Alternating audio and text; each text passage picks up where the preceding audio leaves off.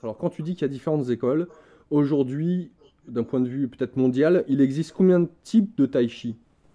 Oula. Ah ouais, à ce point-là? En fait, on va dire qu'il y a des grands styles, Ouais. des grandes écoles. Donc le style Shen, le style Yang, c'est les deux plus grandes écoles. Le style Shen, on dit que c'est le plus ancien. Donc ceux qui font le style Shen disent que c'est le vrai Tai Chi, c'est le style Shen.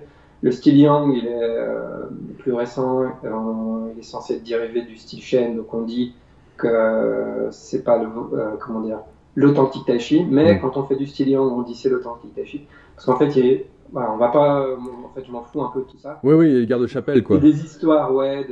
Mais le terme Tai Chi Chuan, en fait, il est assez récent. Ce mot-là. En fait, aujourd'hui, on a mis ce mot-là sur certains arts martiaux, mais à l'époque, ça s'appelait pas encore Tai Chi Chuan. Bref. Peu importe. En tout cas, il y a plein d'histoires, plein de styles, qui sont en fait des dérivés d'autres styles. Donc, dans le style Yang, après, il y a des dérivés encore. Il y a le style Wu, le style Sun. Enfin, bref, il y a plein de styles. Et en fait, ce qui se passe, c'est qu'il y a un maître, il développe certaines compétences, il les transmet, et puis ce disciple, lui, il va pas développer des compétences exactement les mêmes que son maître. Surtout que le maître, il n'a pas les mêmes compétences au début, quand il a, je sais pas, 30 ans et quand il a 60 ans. Hmm. Donc, selon si le disciple, il a appris quand le maître, il avait 30 ans ou 60 ans, ça ne donne pas la même chose. Bien Et sûr. du coup, chacun redéveloppe son truc, et donc, en fait, ça crée des arbres avec des multitudes de styles et de sous-styles, avec chacun qui le transmet à sa manière. Oui. Donc, au final, forcément, avec toutes ces différences que ça peut générer, eh ben, on en arrive à des choses qui ont le même nom, mais qui peuvent être vraiment très, très éloignées. Ok, alors pour toi,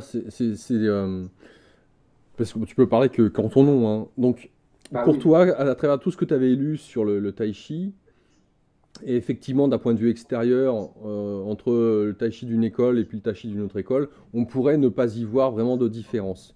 Donc, où se situe, pour toi, en tout cas, l'essentiel? Euh, J'aimerais que tu nous parles de cet essentiel au moment de toutes ces lectures, de ce que tu avais pratiqué dans cette première école, de ce que tu avais compris, où ton intuition disait qu'il manquait peut-être quelque chose que tu as découvert avec Adam. Donc voilà, j'aimerais que tu nous parles de cette vision que tu avais à ce moment précis de ton histoire, pour que tu nous racontes par la suite, finalement, qu'est-ce que tu as intégré de plus avec Adam. Pour moi, aujourd'hui, je dirais les deux erreurs, mais qui sont normales, puisque c'est Tai Chi, donc c'est Yin Yang, et donc on est toujours entre Polarité. ces deux polarités, voilà. Et le but d'un enseignement et d'un accompagnement d'un professeur ou d'un maître qui nous accompagne, c'est de nous dire non, là, t'es trop là, ou là, t'es trop là, et petit à petit de nous faire retrouver cet équilibre, en fait, Ouais, la ligne est là entre lignes. ouais.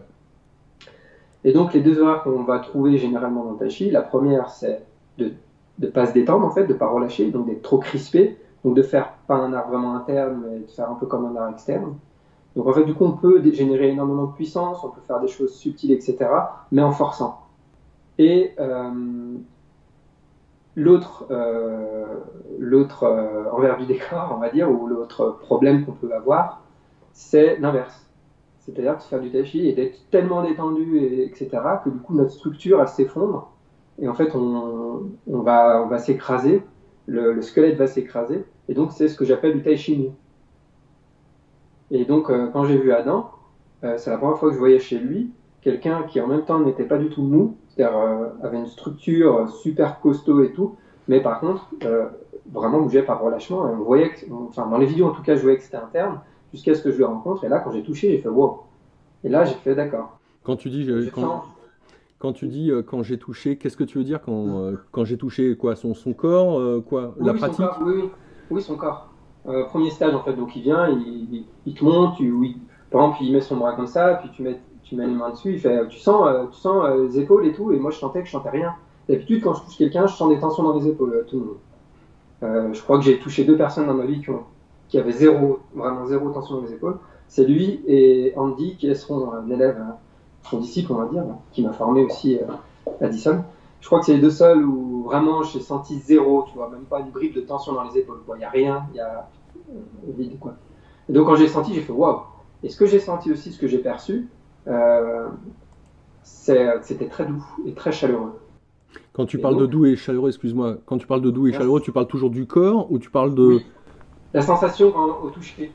Tu vois, tu touches un truc qui est super doux, chaleureux, sans tension, vide, Et d'un coup, il me regarde, il bouge à peine comme ça, et là, boum, je vole. Je comprends pas pourquoi j'ai volé, quoi. Enfin, si, j'ai senti qu'il y avait un truc qui m'avait traversé, qui m'avait fait voler, et j'ai fait waouh. Mais il y avait cette douceur au contact, en fait. Et ça, c'est une des choses qui m'ont fait dire ouais, là, c'est différent. C'est autre chose.